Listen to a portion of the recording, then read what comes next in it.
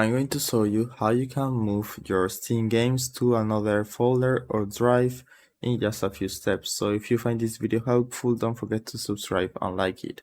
So all you need to do is open Steam and go to your library. So go right here to home and then search the game you want to change.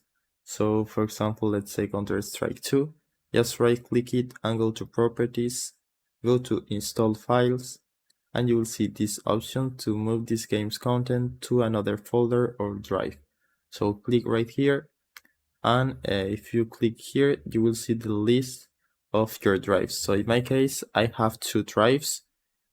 One, which is the D drive, is where the game is installed right now. And then the C drive is the only one that appears right here because it's the only one where I can move it.